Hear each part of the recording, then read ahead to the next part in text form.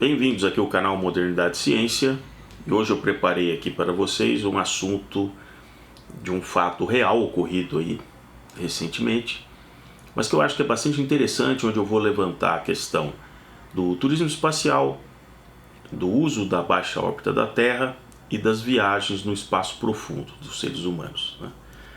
Com relação ao turismo espacial, eu já tenho outros vídeos aqui no canal em que eu trato da questão que é mais uma coisa lúdica, né? Você, na verdade, está sendo jogado para um voo balístico, onde você tem realmente a sensação, por alguns minutos no máximo, de que você está realmente com gravidade zero, mas isso é o efeito balístico da hipérbole, que é o movimento que é projetado para você voltar aqui para a Terra. Então já tem aí os vídeos, né, aqui no canal. Com relação ao uso comercial da baixa órbita da Terra, a gente vai falar assim, por exemplo, baixa órbita da Terra, vamos dizer assim, algo ali entre 200 a 300 quilômetros, chegando a, vamos dizer, 1000 e poucos quilômetros. Não há uma definição clara sobre isso. Uma coisa é certa, acima de 10.000 quilômetros você começa a escapar da proteção do campo magnético da Terra, e é o que eu chamo de espaço profundo. Aí você está sem a proteção de todo o manto ali magnético da Terra, né? Agora, então, esse aproveitamento da baixa órbita da Terra é muito viável, é muito interessante. Então, fazendo uma analogia com a ideia do Exterminador do Futuro, como é que as coisas começaram a dar errado? Quando eles bolaram uma rede de satélites que se chamava Skynet, certo? Skynet. E eles se interligavam com máquinas ali na Terra. Mais ou menos como que vai acontecer quando tiver todo mundo interligado com o 5G e com os equipamentos. Lembra aquela internet das coisas? Então, se alguém entrar numa rede com um vírus malicioso e conseguir os códigos daquelas máquinas, daqueles equipamentos, realmente a gente vai ter uma série de problemas. Então, no futuro, provavelmente ataque hackers na sua casa será vários equipamentos simplesmente jogando tudo para o alto, né? As portas de garagem abrindo, o forno abrindo, enfim. Mas isso faz parte, né? E no caso, então, a Skynet virou um monstrengo. Essa ideia não é de fato uma coisa impensável. A AT&T, muitos anos atrás, ela bolou a rede Iridium, que também seria uma rede de satélites para conectar telefones celulares, de certa forma, apesar de parecer um pacote de bolacha tão grande, né, com uma anteninha para se conectar com o satélite. Até que funcionou por um tempo, alguns locais muito distantes e tal, uso militar, alguma coisa, chegou a usar essa rede Iridium, mas depois isso não foi viável, né? Eis que a SpaceX bolou a Starlink.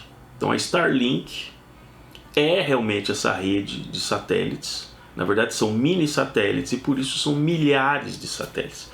Isso já tem uma certa controvérsia de como que essa rede de mini satélites, porque vocês vejam, né, vocês estão preocupados com o CO2, que são não sei quantas aí partes por milhão, ou com metano, que não sei quantas partes por bilhão. Imagina milhares, porque não vai ser, né, a SpaceX é a única, né? Você fechar a Terra toda com milhares de satélites e se discute se eles podem interferir na reflexão dos raios solares, tal. É uma grande discussão. Agora, esses mini satélites, eles estão numa baixíssima órbita. E aí que tem um problema, porque quanto mais baixa for essa órbita, mais resquício de atmosfera você encontra. Mesmo satélites meteorológicos que estão numa altitude bem maior, de tempos em tempos eles têm que ter o combustível que foi colocado no satélite para ele voltar para a órbita original. A órbita original nada mais é do que uma força que está sempre, a partir do momento que você chegou àquela posição, te empurrando em tese para frente, mas a gravidade te puxa para baixo. Então esse vetorzinho vai sempre virando e você dá a volta em torno da Terra. Pode observar que todo foguete ele decola na vertical, ele sobe algumas centenas de metros na vertical e ele começa a se inclinar. Essa curva ela já é projetada em função da onde ele vai entrar realmente na órbita.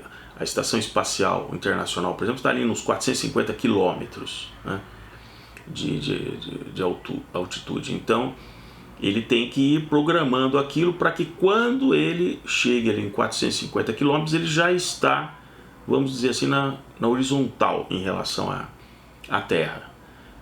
Isso faz com que ele tenha uma certa velocidade, ele tem que chegar ali numa certa velocidade, que isso tudo é calculado, que faz com que ele continue sempre a 450 km.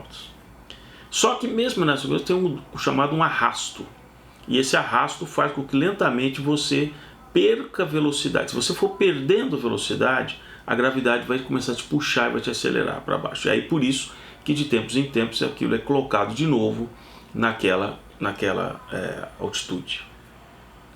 Vejam então que os mini satélites eles têm que atingir essa altitude de uma maneira muito rápida, porque senão eles estão com uma margem de segurança muito pequena em relação a quem está muitos quilômetros acima. E no fim de janeiro, o que ocorreu? O Sol, que até então vinha numa atividade baixa, que são as manchas solares, aquelas jogando plasma para fora, aqueles fagulhas enormes, a partir do dia 29 de janeiro de 2022 ele entrou numa atividade maior. E essas coisas não são assim previsíveis. Ele entra na atividade, a gente sabe que tem ciclos, né, de 6 anos, um pouco mais longo, né, de algumas dezenas de anos, depois um século, enfim. Mas o fato é que você não determina quando que o Sol vai ter uma chamada tempestade solar. Essa tempestade solar chegou aqui na Terra logo ali na virada de janeiro para fevereiro. Exatamente quando no dia 3 de fevereiro de 2022 a SpaceX lança esse foguete contendo uma prateleira, digamos assim, vocês veem algumas fotos e tal, uma prateleira de satélites, na verdade são 49 mini satélites desse projeto, né, deles, e ao chegar numa órbita próxima aonde seria a órbita de operação, eles são desacoplados dessa plataforma do foguete e aí eles seguem uma programação para atingir a órbita correta.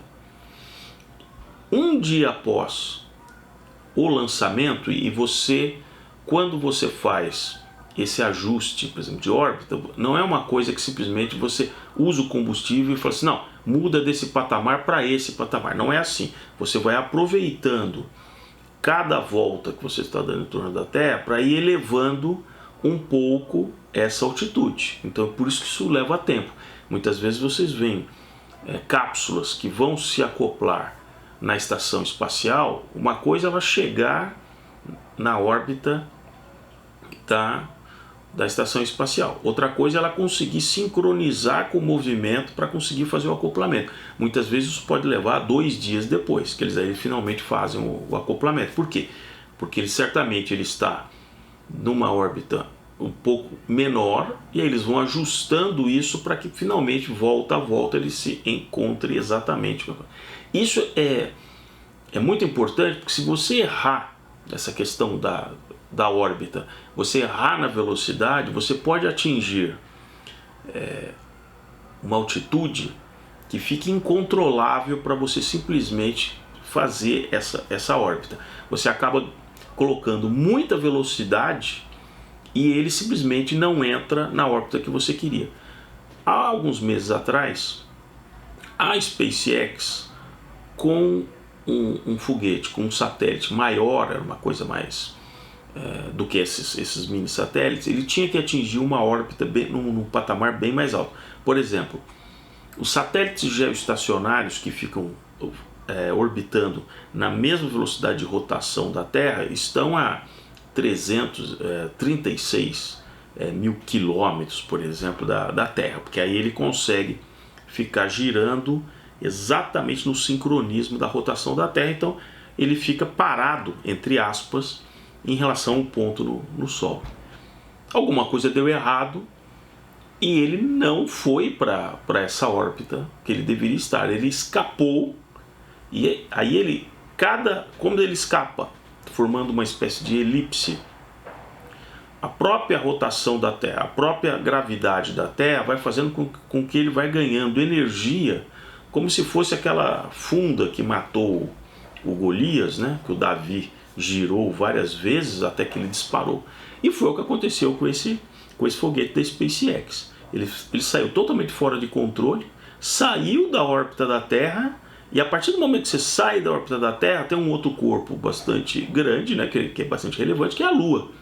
E aí a Lua começa a atrair. Esse foguete, para vocês terem ideia, em março de 2022 ele vai colidir com a Lua, segundo os cálculos, né? Dado o erro, né, de lançamento. Agora vamos voltar aqui para os mini satélites, né? Eles foram lançados, se desacoplaram daquela estrutura. Estava previsto então no dia seguinte para eles caminharem para a próxima órbita, né, onde eles estariam. Só que aí chega a gigantesca efeito magnético da tempestade solar ocorrida dias antes no Sol.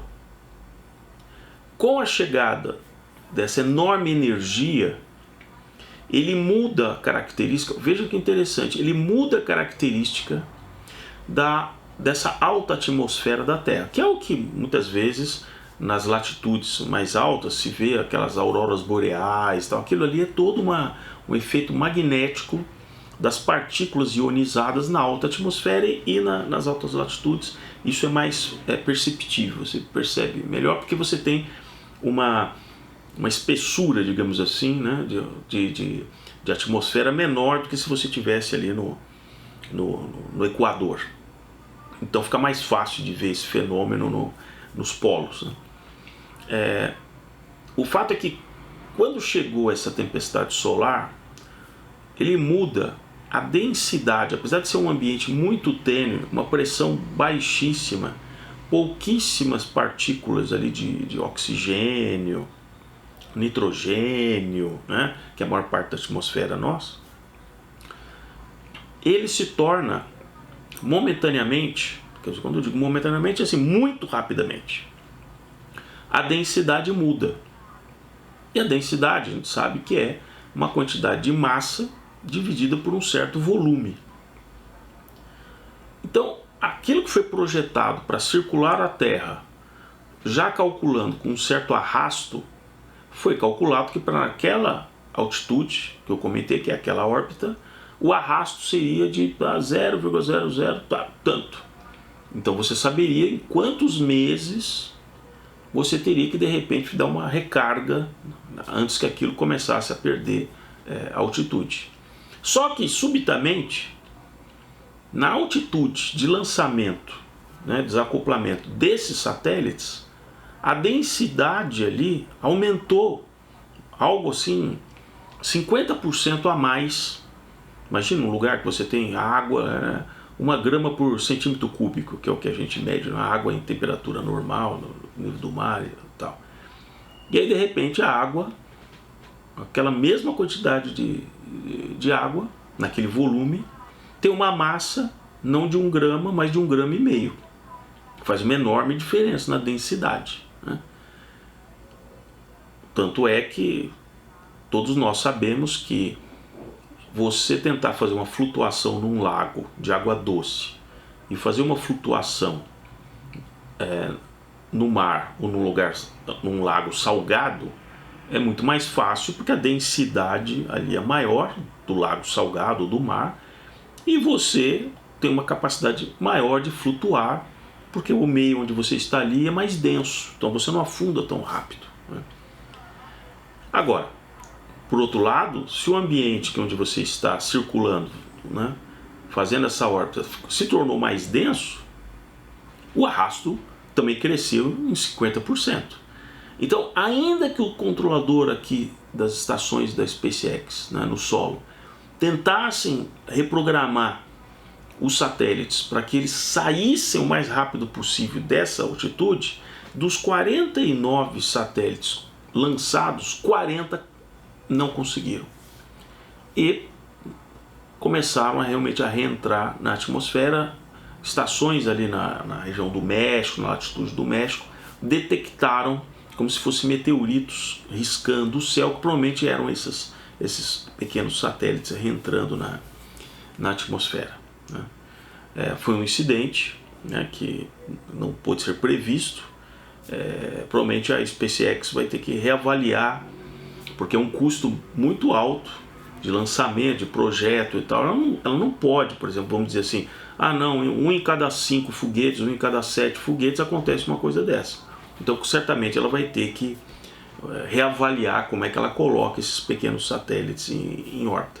Os satélites convencionais que vão para uma altitude maior, os meteorológicos, eles não têm tanto esse problema, porque eles já passam essa faixa mais crítica de atmosfera, e mesmo que haja uma tempestade, o efeito sobre a densidade, né, dessa órbita não é tão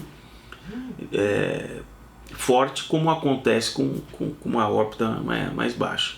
Porém, mesmo que você não seja afetado, o seu satélite não seja afetado para simplesmente ser arrastado para entrar em órbita, uma tempestade solar dessa pode danificar todos os componentes dentro desse satélite. Isso aconteceu ali por volta de, se não me falha, 2002, 2001, 2002, alguma coisa assim. Um daqueles satélites, Brasilsat e tal, ele simplesmente foi fritado, ele simplesmente saiu do ar, ficou apagado, porque uma tempestade solar simplesmente queimou todos os componentes. Por mais que eles tenham ali proteções de blindagem, mas a quantidade de radiação que essas tempestades solares jogam é muito forte.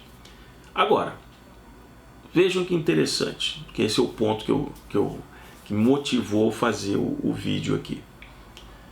Se mesmo na baixíssima órbita da Terra, a influência de uma tempestade solar que você não controla, ela é tão danosa, ou ela derruba um satélite, ou ela, por exemplo, pode fritar um satélite, quem dirá de seres humanos que estejam, por exemplo, no espaço profundo sem a proteção do campo magnético da Terra? Porque de um jeito ou de outro, mesmo a Estação Espacial Internacional, estando a uns entre 450 e 500 km de altura, ela ainda está debaixo do manto protetor do campo magnético da Terra. Então, apesar do bombardeio de radiação ser muito maior do que nós que estamos, por exemplo, no nível do mar, a grande parte da radiação é desviada para longe da Terra em função do campo magnético. Se vocês procurarem, vocês verão aí pela internet relatos de astronautas dessas estações espaciais que eles usam, por uma questão para conseguir dormir, aqueles tampões negros, né, no rosto, para conseguir pelo menos ter algumas horas ali de sono. E muitos deles relatam que, mesmo com as pálpebras cerradas e com aquela proteção, eles enxergam como se fossem flashes de luz. Por quê? Porque de alguma maneira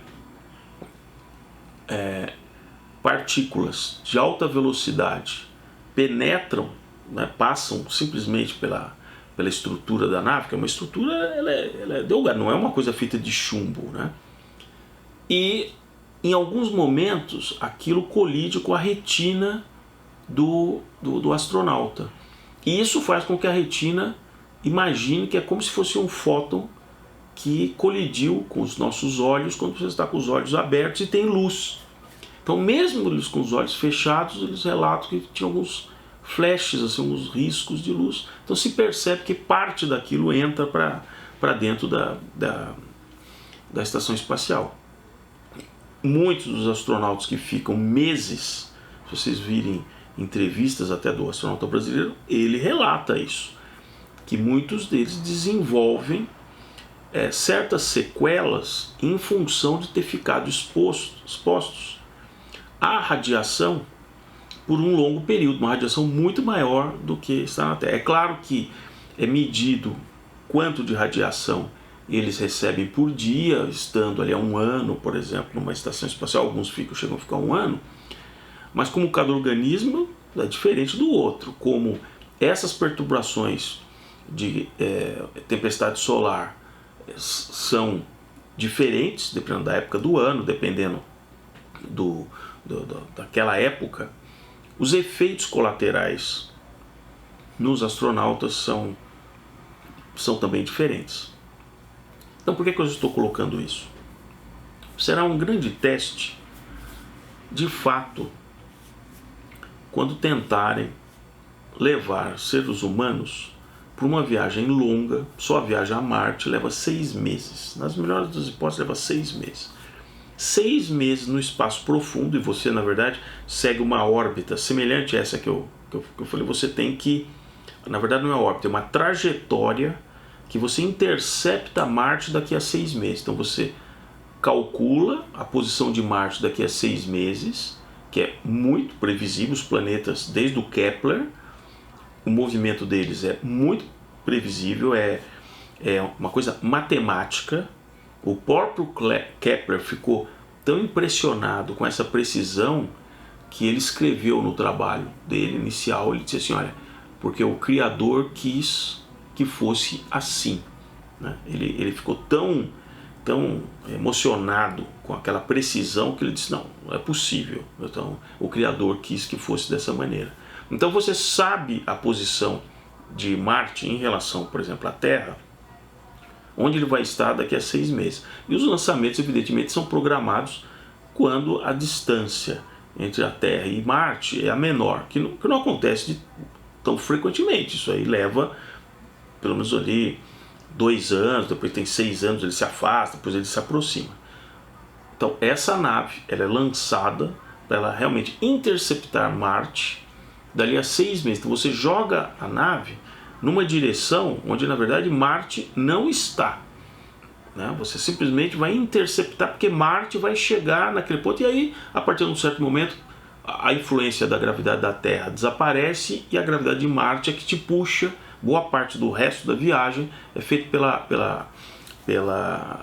atração que Marte faz daquele corpo. A viagem à Lua é da mesma maneira. A partir de um certo momento, quem começa a trazer aquele satélite, aquela nave para a Lua é a própria gravidade da Lua. Agora imaginem, em 6 meses, se houver essas tempestades solares que vão para todas as direções do sistema solar, se você tiver o azar de que daquela face do Sol você realmente recebe diretamente aquela tempestade solar. De duas uma. Ou os equipamentos da nave, por exemplo, podem ser totalmente fritados, como aconteceu aí com o satélite, com o Brasilsat, ou as próprias pessoas podem ficar seriamente com sérias consequências. Já tem aí os teóricos dessa coisa dizendo assim que é tão provável que as pessoas não resistam que talvez fosse até melhor que esses astronautas, antes de entrar, né, na viagem, eles retirem o baço, né? Retirem o baço para evitar qualquer tipo de uma inflamação, uma coisa assim. Então, esse é o ponto que se chega. Muitas dessas pessoas talvez cheguem em Marte cegas, com leucemia, com sérios problemas nos ossos, simplesmente pela radiação depois de 6 meses no espaço profundo.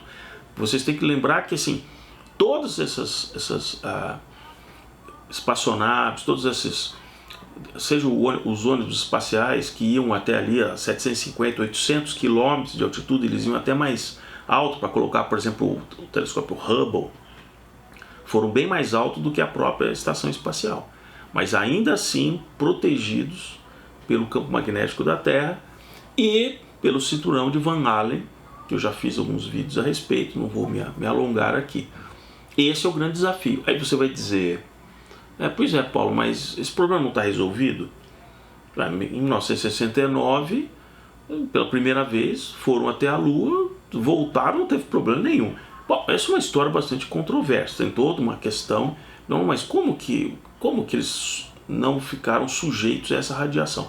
A NASA tem uma série de histórias que ela diz que ela calculou por onde eles iam passar, pelo Santo Simão de Van Allen, e aí tem missões posteriores em que eles calcularam que a atividade solar não era tão intensa, o que na verdade, em função desse incidente com a SpaceX, é óbvio que se a SpaceX tivesse percebido dias antes uma enorme atividade solar muito grande, eles teriam provavelmente talvez postergado a missão. Nessa situação, talvez alguém tenha percebido que dia 29 de janeiro houve uma grande explosão solar, mas provavelmente eles disseram, não, isso não é uma coisa tão relevante assim, e foi relevante. Então eu estou dizendo isso porque mesmo agora, em pleno 2022, não dá simplesmente para cravar que nós temos conhecimento suficiente com relação ao Sol, com relação à intensidade dessas tempestades e os efeitos aqui, do que nós tínhamos, por exemplo, mesmo em 1969. Então tem muita coisa que precisa ser melhor discutido, como a missão para a volta à Lua está sendo postergada, a NASA já disse que provavelmente em 2024 não dá para fazer, aí tem outras questões, nós vamos descobrir isso ao longo do tempo, porque a viagem à Lua, com certeza, do retorno à Lua será primeiro do que uma tentativa a Marte. Então fica aqui, hoje foi um vídeo mais curto, nós vamos tratar disso no futuro, né? O quanto nós conhecemos realmente com relação a essa questão da radiação e o quanto os seres humanos conseguem resistir ao espaço profundo, porque os robôs, as naves que pousaram lá na Lua, elas não têm tanto desse problema, né? São equipamentos mecânicos com a sua blindagem e tal. Os seres humanos não são assim. Você não consegue numa nave fazer um nível de blindagem, porque isso requeriria muito material.